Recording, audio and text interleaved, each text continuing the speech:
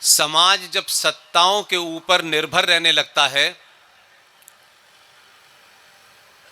और समाज ये समझने लगता है कि सत्ता ही सब कुछ है, उस दिन समझिए कि वो समाज सड़ चुका होता है।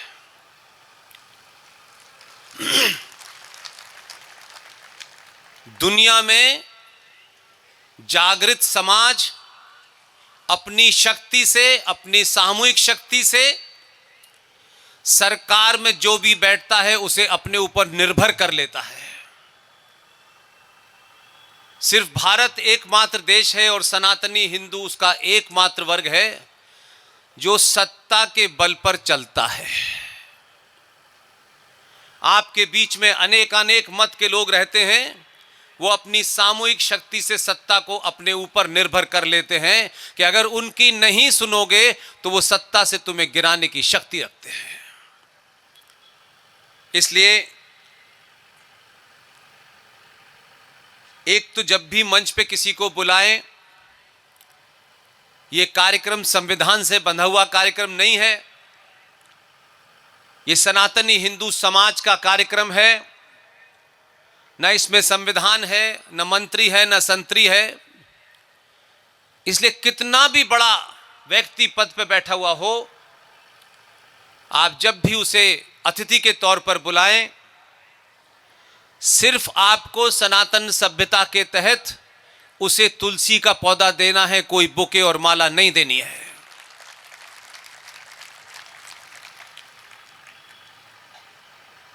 मेरा मानना है कि समाज जब किसी चीज को अपना लेता है तो वह लाखों साल तक चलती है, और सरकार जब कोई कानून बनाती है तो वो कानून बनता बिगड़ता रहता है। इसलिए मैं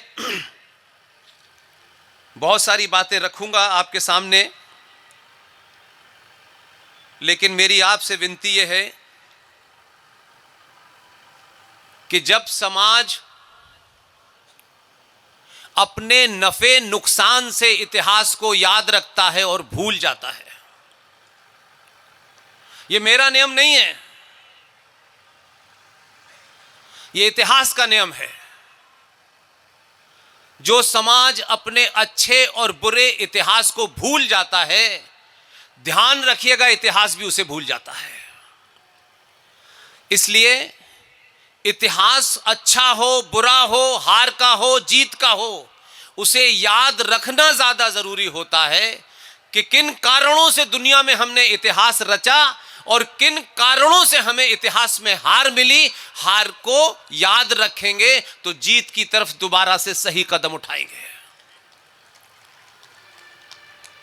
इसलिए मैंने शुरू में ही कहा कि हमारे समाज में, सनातनी हिंदू समाज में, कोई ऐसा कालखंड नहीं मिलता है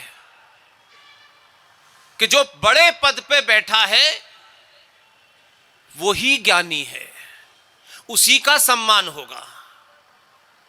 2026 के भारत में जब आप पद पे बैठने वाले आदमी का सम्मान करने लगते हो तो समाज में चाणक्य नहीं पैदा होते, चाटुकार पैदा होते हैं। इसलिए बोलने वाला, कोई बड़ा काम करने वाला, उसकी जाति क्या है, वो गरीब है, अमीर है, ये महत्व नहीं है। उसने बड़ा काम किया है तो बस वही बड़ा है। और जब बड़े आदमी को जरूरत से ज्यादा बड़ा समझ लेते हैं तो झूठ को पब्लिकली, जो उसने अपने कालखंड में किया होता है, उसे बोलने से डरते हैं। इसलिए कितना भी बड़ा व्यक्ति हो, उसको कोई पदवी मिल गई हो, मेरे लिए कोई महत्व नहीं है। अगर उसने अपने जीते जी झूठ और फरेड किया है तो मुझे उसका सम्मान नहीं करना।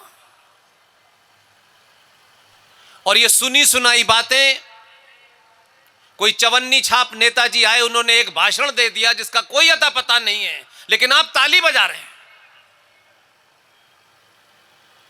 कोई शायर आया, वो आपको गाली दे रहा है, लेकिन आपको ताली बजाने की आदत है।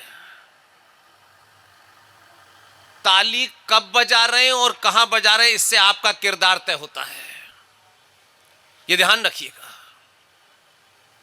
इसलिए आपसे मेरी विनती है कि बहुत सारी चीजें आप सुन रहे हैं, सुबह से शाम तक नई नई खोजें हो रही हैं, लेकिन जो मूल है उस पे बात नहीं हो रही है।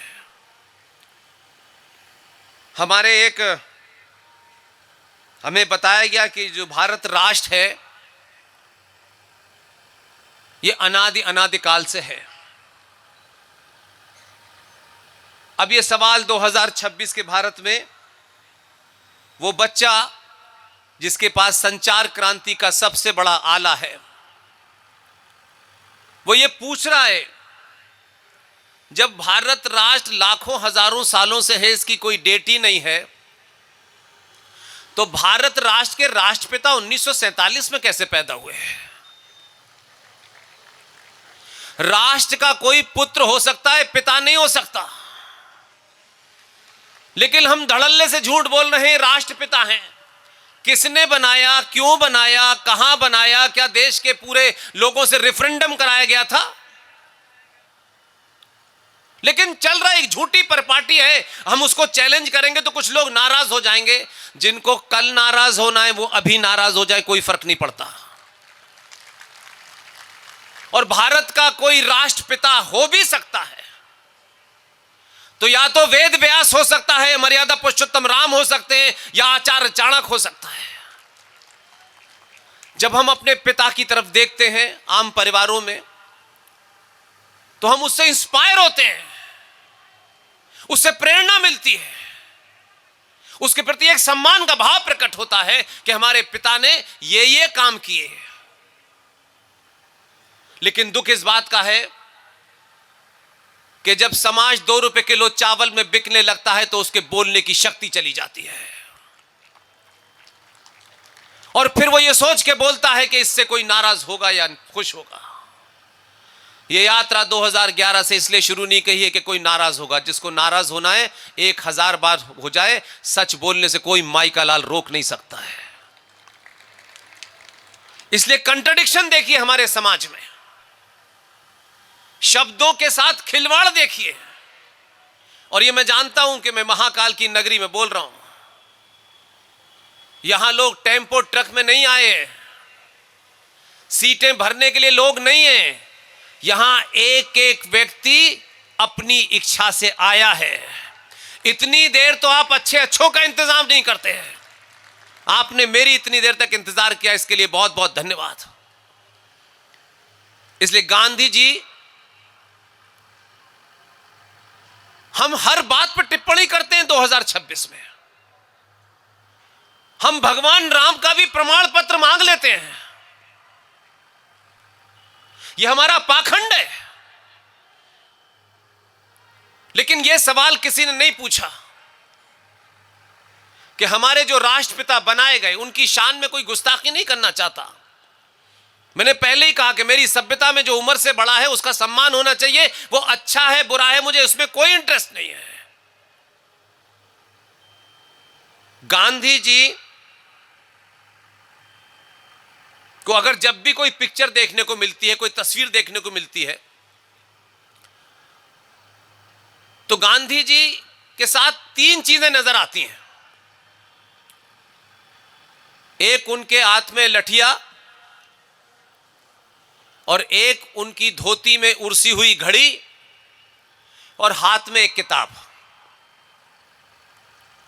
अब इसी चित्र से हमारे पिताजी प्रचलित है। अब एक सामान्य सा बच्चा ये कंट्राडिक्शन जानना चाहता है कि गांधी के हाथ में जो किताब थी वो क्या थी। इस पे चर्चा हुई कि नहीं? क्या आम बच्चों को पता है? क्या हमारे बड़ों को पता है वो जो किताब थी वो क्या थी? भाई, गांधी के हाथ में बताया जाता है कि एक हाथ में गीता थी उनके। अब सवाल यह है कि गांधी जिस गीता को हाथ में लेकर अहिंसा की बात करते थे, उस गीता को अर्जुन ने अपनी मां के पेट में सुनकर के महाभारत किया। अब सवाल दूसरा यह है कि या तो गांधी गीता को नहीं समझ सके या फिर लोग गांधी को नहीं समझ सके, यह आप तय करें। और मेरा इसके से ज्यादा जो दुख की बात है कि हम सब लोग एक बनी बनाई परपाटी पे आगे बढ़ना चाहते हैं। यह एक मरे हुए समाज की पहचान है।